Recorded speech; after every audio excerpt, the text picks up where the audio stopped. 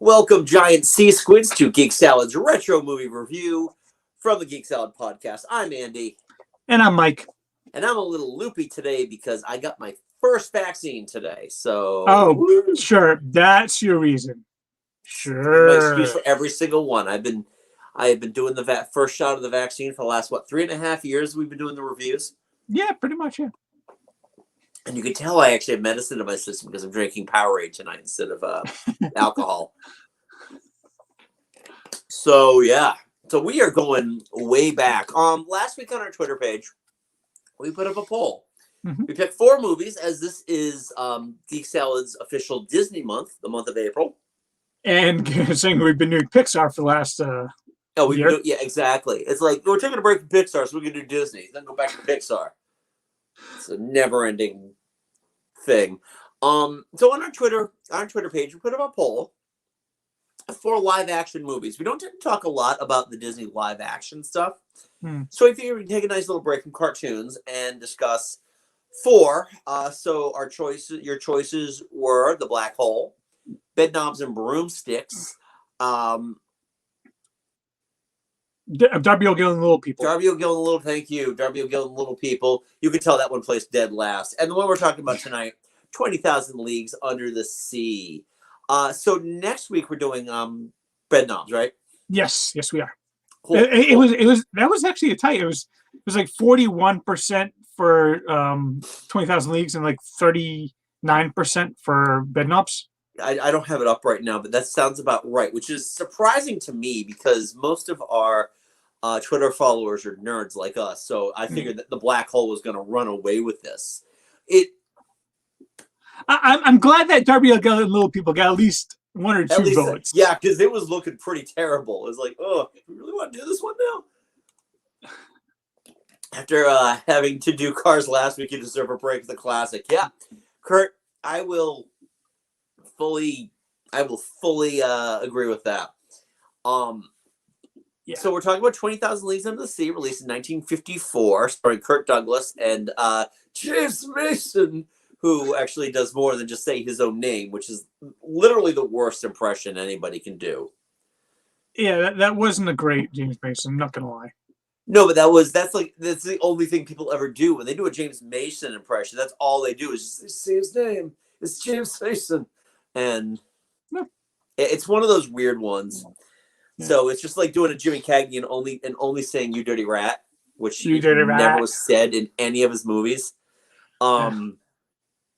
So yeah, when was the first time you saw this, Mike? Because I know this was definitely pre Disney Plus for you because it is on your Vudu account. Yes. I mean, this one was in the 80s easily. Back when we had our VCR. This was probably one of the first VHS that we actually owned.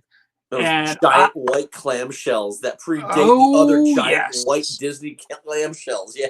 Yes, and this one saw regular viewing, at least by me anyway. This has always been one of my favorites of the classic Disney live actions. I would agree with you. I mean, this is the kind of movie where I know I've seen it a lot more than I remember seeing it. Mainly because when I was a kid, we still had, The Magical World of Disney every Sunday night. So we would get a movie, and we would get this every once in a while. And it's always just something that sat in the back of my mind and my conscience.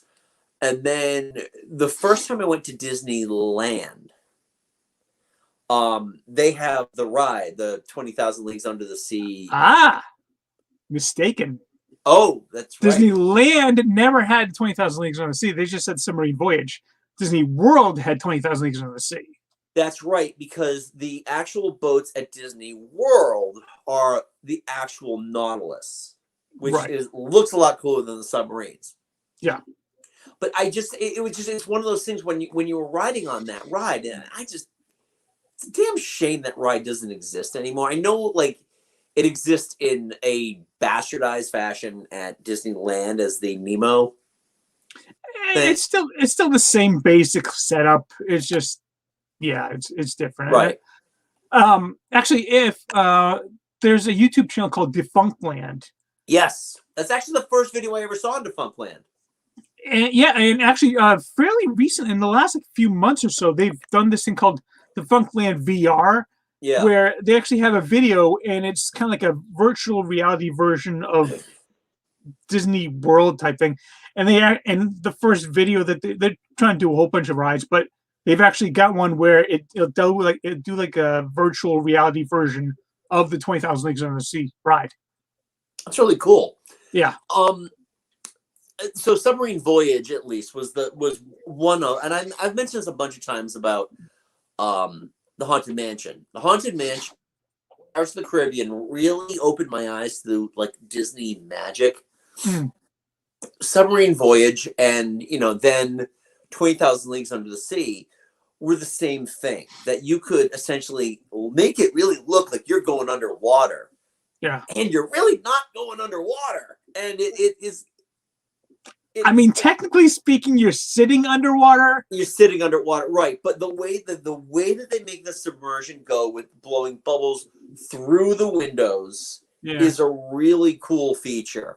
I mean, yeah, the giant squid is silly, but what do you want for an animatronic that works underwater? Yeah, it wasn't even animatronic. It's just like a barely moving puppet, basically. Yeah. But the funny thing, what stuck out to me on my last viewing of 20,000 Leagues Under the Sea was it feels like a Disney movie. It really, truly has that Disney magic and all of those little earmarks that make the 1950s, 60s live action Disney movies Disney movies. Yeah.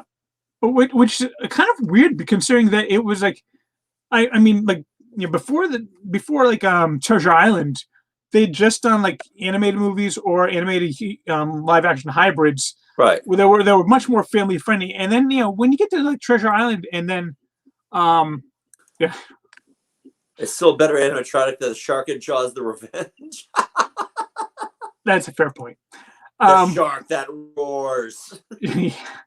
But once you get to the Treasure Island, and I think they had like a couple of others before this one, but like Treasure Island and then 20,000 Leagues Under the Sea, yeah, they're Disney movies, but I wouldn't say they're 100% family friendly.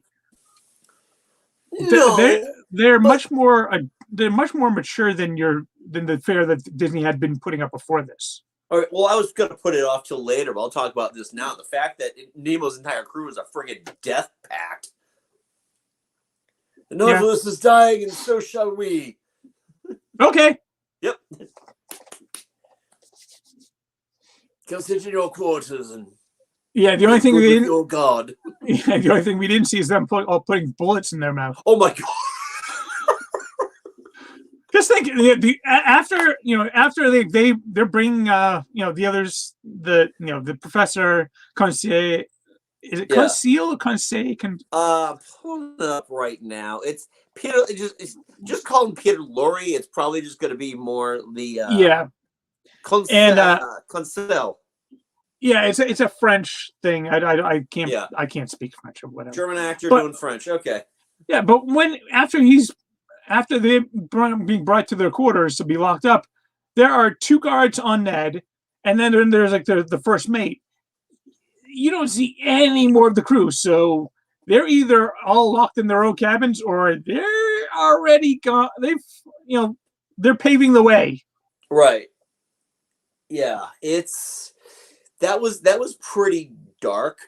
I mean, there's actually some very playful darkness in the movie itself. The dinner scene. Yeah. When they're eating all this stuff and they're just like starving, obviously, and he's just revealing all of these really unappetizing things that they're eating. They manage to kind of make look like food. It's weird. Like the first when he just says the first thing, he seems kind of proud of it.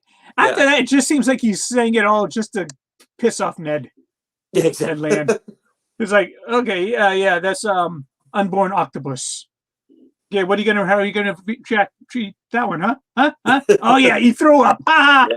Dick. Why don't you just walk around the entire submarine shirtless again?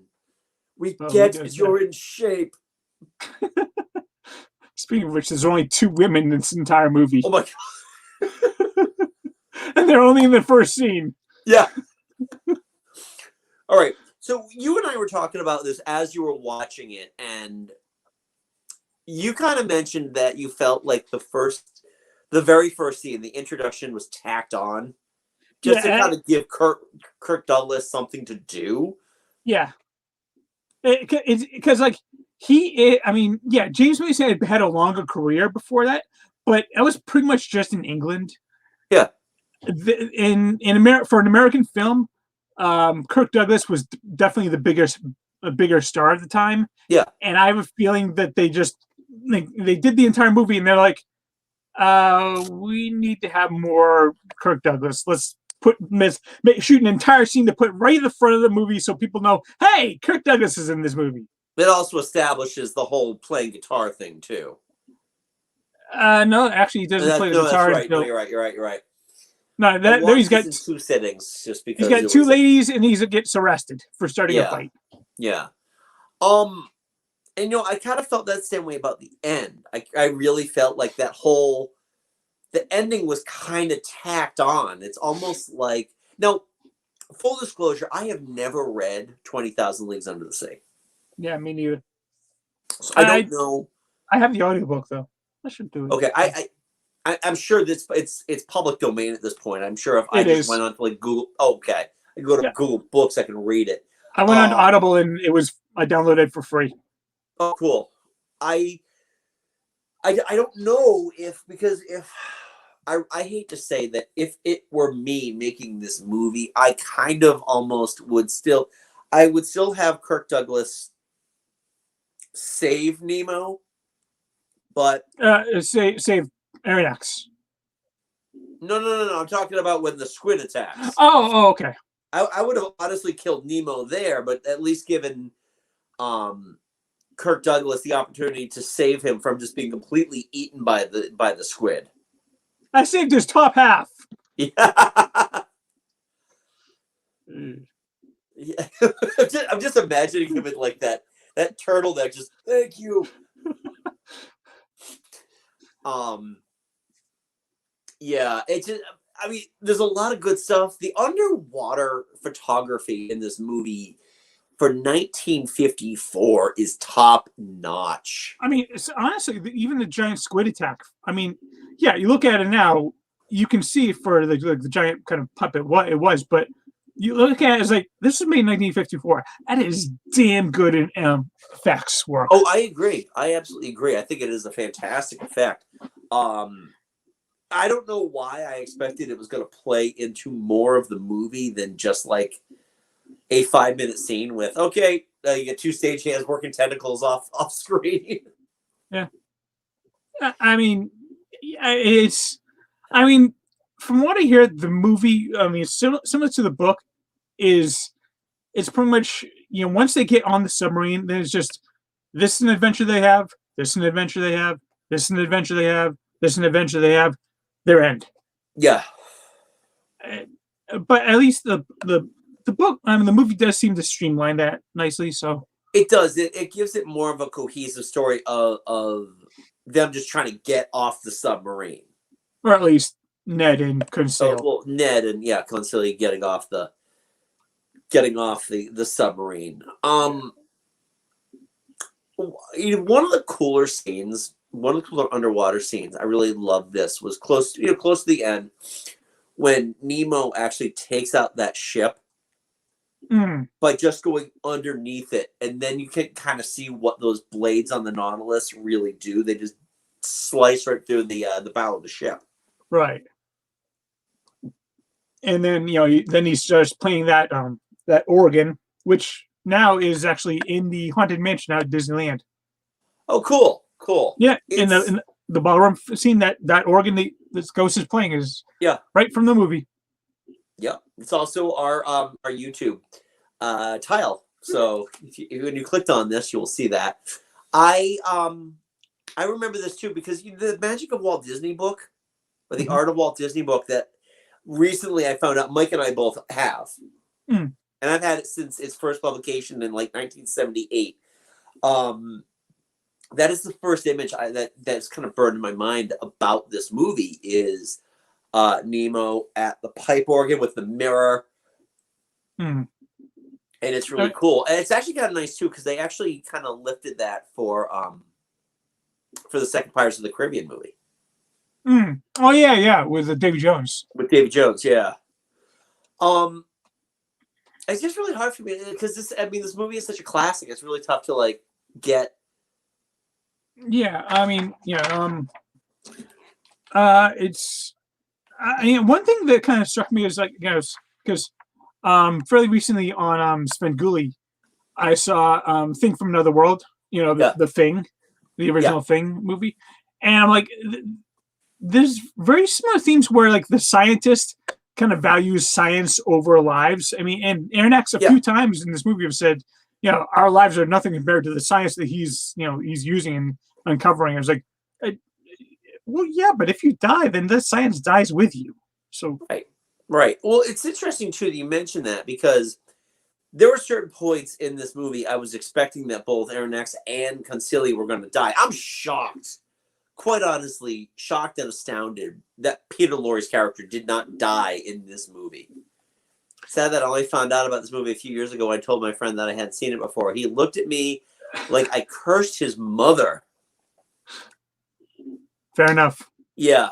All right. So in the pantheon of the classic live action 1948 to 19 it's like really don't know if I want to designate the dates, but let's just say from Treasure Island to Mary Poppins, that spate of live action movies, this is probably their best.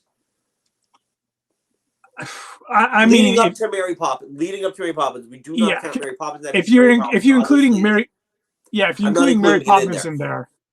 Mary Poppins was a bellwether for them. It was a complete change to how they were handling live action and then blending the animation in with it.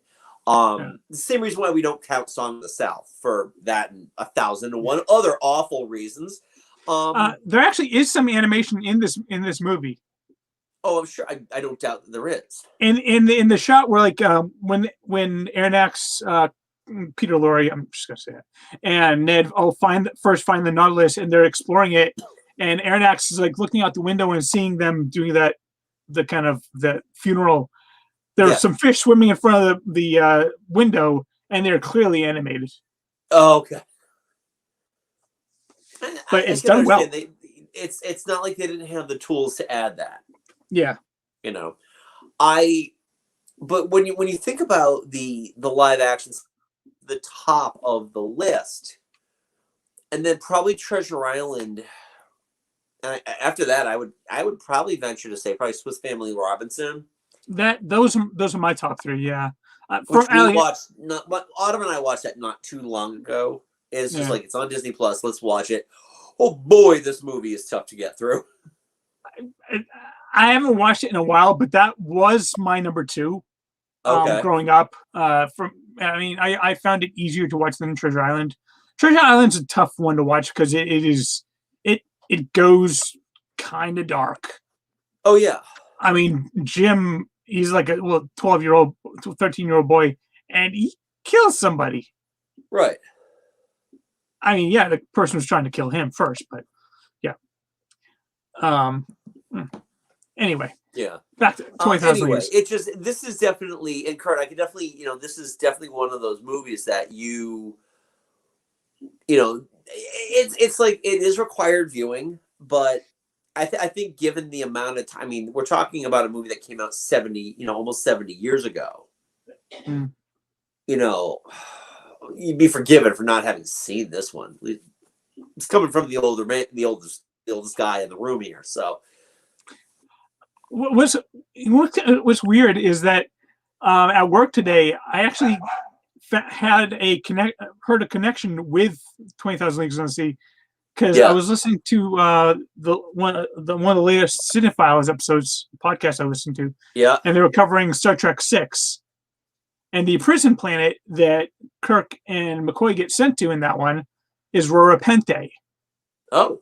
And Rura Penthe is the prison island that Nemo and a lot of his crew escaped from. Interesting. So, the writers and director of Star Trek 6 obviously were big fans of 20,000 Leagues. Kind of cool. Well, that makes a lot of sense, too. They stole liberally from classic literature. And Shakespeare a lot. And Shakespeare. Oh, yeah, exactly. Christopher Plummer. Yep. How did they get this eye patch on me? They nailed it on it, didn't you see? He's like a nail gun. Hey, Christopher Plummer is nothing but a professional. No, exactly. Yeah, I mean, this is the kind of movie, you've got Kirk Douglas just being, let's be honest, he's just being Kirk Douglas. Yeah, he is very much the antithesis of Captain Nemo in this one. Right. No, Captain Nemo, he's not Captain Nemo, he's Ned. I said he's the antithesis of Captain Nemo. Yeah, I apologize, sorry. It's just like, because he's in your face, and he's always, it is interesting how much chemistry he had with that seal.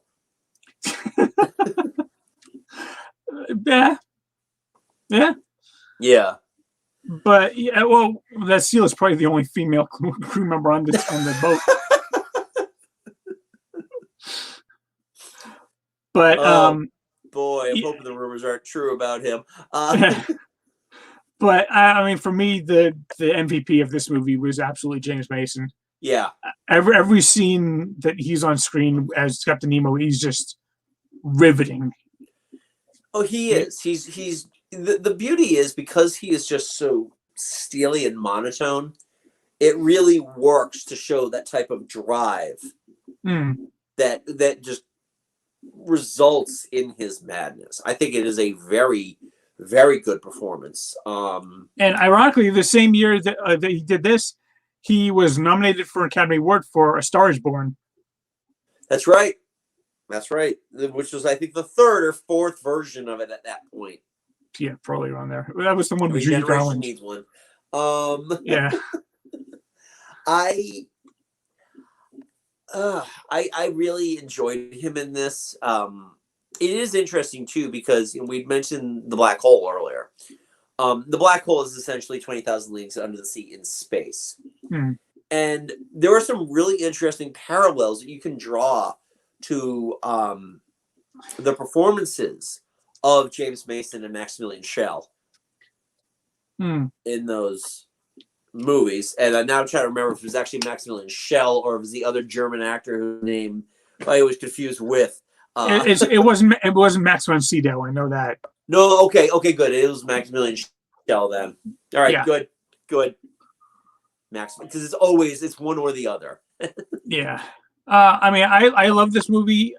What was it? What was the guy's name? Paul Lucas as Aronnax. I thought he was really effective. I like Peter Lorre. I like him in this movie. If there was one character that could have been ejected from the script, it was him. Yeah. He really serves very little purpose in this movie. Well, he plays Sniveling Toad really, really well. Yeah, and this movie was like 9 years before he died too. Right, exactly. But he was already a well-known actor. He had done Casablanca. He'd done the Maltese Falcon. He had already done M. So he had done quite a bit. Yeah, and was well renowned. I mean, by this point in 1954, he was being made fun of in Bugs Bunny cartoons. So he was. Why did you hit me, Leopold? But yeah, I like him, but I get the feeling that he was there just for the prestige of it. He could have been. Not even his prestige. I think he was there for the studio's prestige. Like, yeah, we got Peter Lorre. Yeah, exactly. Who? Yeah, from the Bugs Bunny cartoon. Oh. Right. Yes, I get it. Yes. Yeah. Do we want to talk about the island scene? Which one? The scene when they when Peter Lorre and Ned, try to make their escape. Oh, the cannibals. Yeah. Yeah. Yeah. I'm honestly, I'm kind of surprised that scene didn't kind of elicit one of those, social warnings. Yep. I mean, It's on the plus side, they did hire black actors for it. That's very true. They did. Because and back it's then not it was nearly as offensive as In Search of the Castaways. Yeah. Oh, I've never seen that one. Where they were where they were like trying to infiltrate like this Maori tribe, and yeah. I mean, 1954. It was. I mean, quite frankly, it was just as likely for that they would hire a bunch of white actors and put them in blackface. Yeah. So at least we got. At least we had a bunch of black actors getting getting a paycheck. Paycheck. Yep, exactly. Yeah. So. Yeah, it was also fun too watching like the really like cheap 1954 special effect of electrocuting things. Yeah.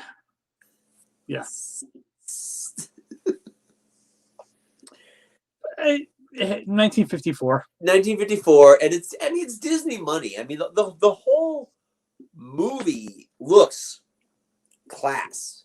It is a very good looking movie for its time. It doesn't. And the effects, the production does not age badly, which is kind of nice too.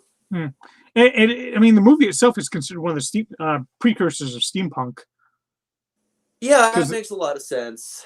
And I mean, its budget was like $5 million, which at the time was insane. I mean, if this didn't win, if this didn't take off, it would have been a big hit. Yeah, exactly. But, and it's it's good that they had movies like this, and it does add to this legacy that is more than just cartoons. Yeah.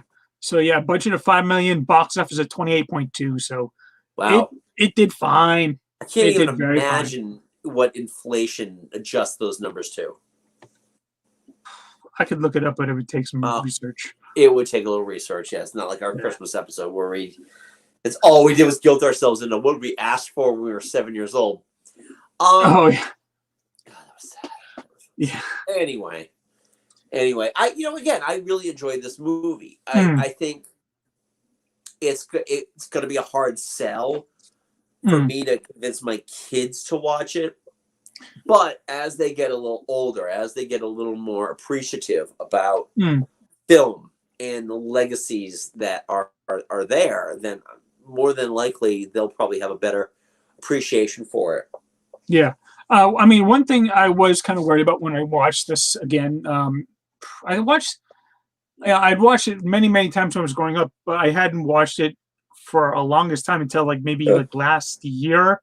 I watched it again for the first time in like maybe 10, 15 years. And I was worried that it wasn't going to kind of hold up. And I was overjoyed to find out that it does not only does it hold up, it's actually better than I remember it, because I hadn't really contemplated like the quality of James Mason's acting at the time. And yeah, he really sells it. It was a lot better than I was expecting, having seen. Again, a lot of that has to do with the performances. A lot of the fact too that they aren't afraid to go dark. And it is a well-produced. It is just a very well-produced movie. It's a well put together movie. And there's not a whole lot of cheese in there. Even the dialogue is very straightforward compared to like something like the Swiss Family Robinson, where it can get a little silly. Oh yeah, especially when they start doing that like love triangle, and like the kid, the brothers are falling all over himself to get Janet Monroe into sack. Come up to my hammock, baby. Hey, sorry, Sean Connery was already there once, and he already beat you to it. You got nothing on him. Do you have anything else to say about 20,000 Leagues Under the Sea? Phenomenal movie. Yeah. That's really definitely worth the 2 hours and 20 minutes the movie runs. Actually 2 hours and 7 minutes. Was it 2 hours and 7 minutes? I don't know why I thought this was like 2 hours and 20. It is over 2 hours long. I know that much. Yeah. But also you can definitely tell it's a post World War II movie though, because it's definitely the moral of the movie is basically the world isn't quite ready for atomic energy. Right. Also, I don't from outer space. That's the I don't think that as Ned, Peter Lorre, and Aaron X are throwing away. I don't think they're far enough away from an atomic explosion. No. And the resulting tidal wave that completely wipes out the Nautilus. The tsunami that would engulf them and the seal. Yeah, they're not that far away from it. Maybe that's why you don't see them afterwards. No, maybe, yeah. Yeah, and I mean, if you've never seen this movie before, you want to give it a try. It is on our unpaid mistress, Disney Plus, where there we go. So you can check that out there. It is definitely worth it, especially if you just look for something you haven't seen in a long time, or just something you want to watch.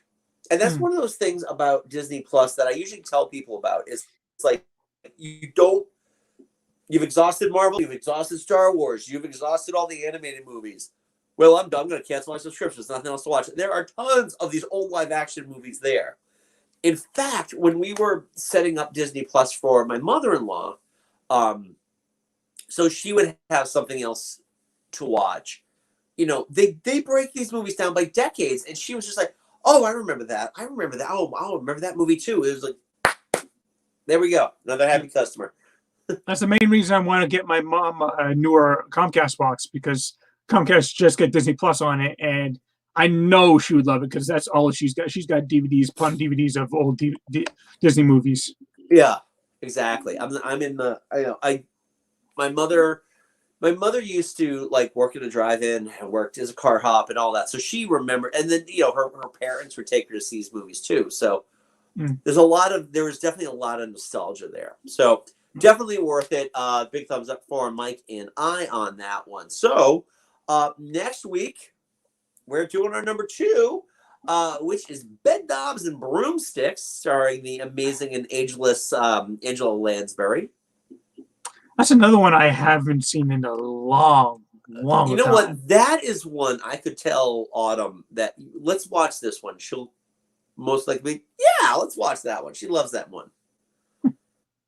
I honestly, it's been so long, I can barely remember. I think I remember the climax, and that's about it. Okay, yeah. So, be interesting to watch. Just think about the title. It just sounds like fetish porn. So, well, it was Disney's attempt at recapturing Mary Poppins after Walt Disney died. Yeah, exactly. We will talk about all of that next week. So thank you everybody for voting on this and selecting how the month of April goes for us. If you want to hear more from Mike and I, we do host a little podcast called Geek Salad that you can get wherever you get your podcast from. Currently, right now, there is a promotion going on Podchaser, by the way, which we are also on. If you leave us a review and we reply to that review, Podchaser will donate 25 cents for your review and 25 cents for our reply to Meals on Wheels. So as food scarcity is a thing, please leave us a review on Podchaser. And that way, too, it's also a good way of sneaking us in that you can listen to our podcast there. Last week, we posted our disappointments in paying money for console games. We'll have a new podcast up in about a week or two where, again, Disney month, we are going to be discussing the Disney moments that fucking wrecked us. Yeah. And there will be live action. There'll be Pixar in there, so it'll be a nice little blend of sadness. So you can check us out there. Also, don't forget, subscribe to the channel here. Don't forget to give this video a big thumbs up and let us know in the comments. What did you think about 20,000 Leagues Under the Sea? Do you love it? Not a fan? Never seen it? Leave a polite comment below. Really hope we are giving the opportunity now to be like, you know what? Andy and Mike seem to really like this movie. Let me check this one out. Definitely worth your time. So do that. Also, we have a little merch store at TeePublic Geek Salad Podcast where you can get our t-shirts and hats. And now, 4 weeks from now, I'll probably be laid up in bed putting new designs together. So in a few weeks, we'll have some new designs on there. Woohoo! Because if it's hit me this bad on shot number 1, and this is allergies, by the way, right now, just so you're aware. This has nothing to do with the vaccine. My allergies are bothering me. So we got that there. Also, follow us on the social medias at Geek Salad Podcast on Facebook and at Geek Salad Radio at Twitter. So, until next. Oh, by the way, if you're watching live, we're going to be cutting out in just a few minutes and coming right back. Stay tuned on the channel because we are going to be reviewing episode 3 of Falcon and Winter Soldier. Also, plus. So we will be back in a few minutes, so check back in with us. Otherwise, until next time, I'm Andy. I'm Mike. Go forth. Happy Nerdful. We'll talk to you later. Bye-bye.